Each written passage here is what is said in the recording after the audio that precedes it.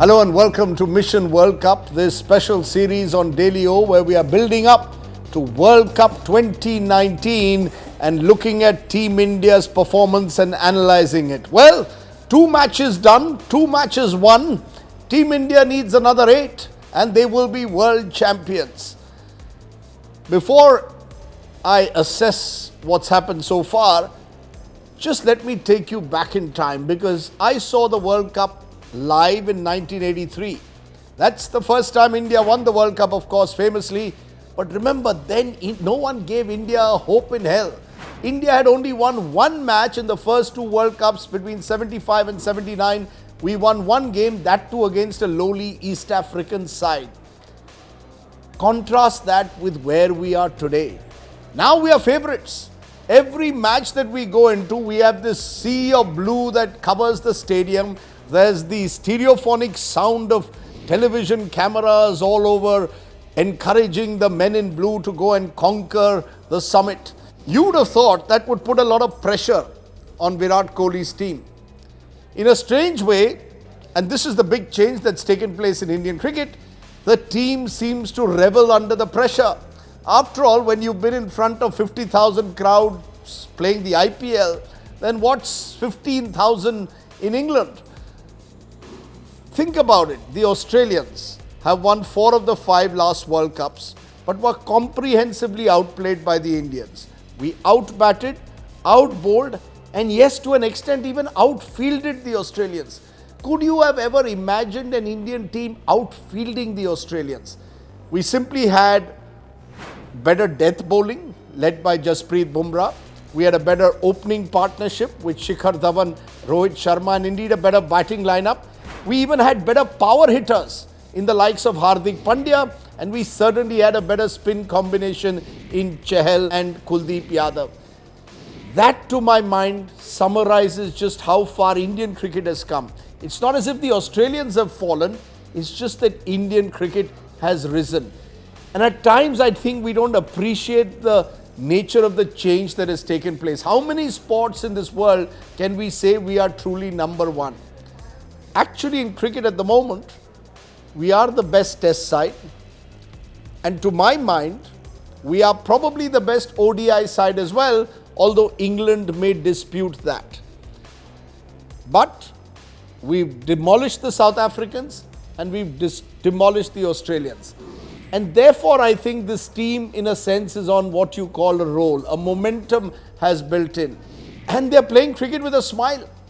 You know, there seems to be an exuberance in and around Virat Kohli and his team, which is refreshing and reassuring. I've been no great supporter of Virat's style of captaincy at times. I thought he put too much of pressure on his players by getting so emotionally involved in the game. But now when I see him, I can see the maturing of Virat Kohli even as a captain. That he seems to be able to take along the players, get them to raise their games for the big occasion. And that's terrific. To my mind, if this World Cup has to be won, the spinners, Chahal and Kuldeep, will play a key role. And there is one person who I think holds the key to India's World Cup. Not Virat Kohli, not even Rohit Sharma, who scored that fantastic 100 in the first game against South Africa, not even Shikhar Dhawan. The batsman, I expect, will perform consistently. But to my mind, the one player who could become the player of the tournament for me is Jasprit Bumrah. You know, we've had cricketers who've been called the best batsmen in the world in the past. Sunil Gavaskar in his pomp, and certainly Sachin Tendulkar was unarguably the best player when he was batting at his best. But now, for the first time in Indian history, a bowler, and a fast bowler at that, could well be called the best bowler so far in the tournament. Jasprit Bumrah has changed the rules of the game. And think about it, till 3 or 4 years ago, we hadn't even heard of Bumrah. He'd only played a handful of first-class matches for Gujarat, not exactly at the time a powerhouse in Indian cricket. Bumrah has come through the T20 IPL leagues. Playing for Mumbai Indians, he was noticed. And credit to the selectors, they gave him an opportunity. And to his great credit, Bumrah has seized it with both hands. Now, this is the same cricketer who a few years ago lost us, some would say, a T20 World Cup semi-final by bowling a no ball against the West Indies. No more no balls. Jasprit Bumrah is now at you all the time.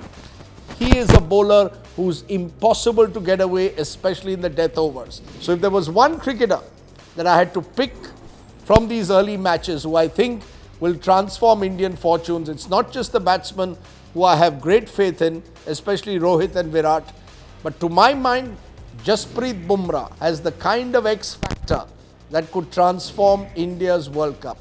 I haven't mentioned one more name who to my mind again can be that X factor cricketer, and that's Hardik Pandya. Whatever little we've seen about him in the World Cup, he just seems to revel under the pressure. He's playing his first big tournament, but it seems like he just enjoys the occasion. He wants to be out there. Let's not call him the Kapil Dev of our generation. Let's just say that we have in Hardik Pandya, again from Gujarat, a cricketer who could change a match in the matter of a few overs. So two Gujarat cricketers, Bumrah and Hardik Pandya. Watch out for them, and they, to my mind, hold the key to India's fortunes. So far, so good. As I said, Team India appears to be on a roll. This is Rajdeep Sardesai with the first of my weekly blogs for DailyO, as we will track India's Mission World Cup.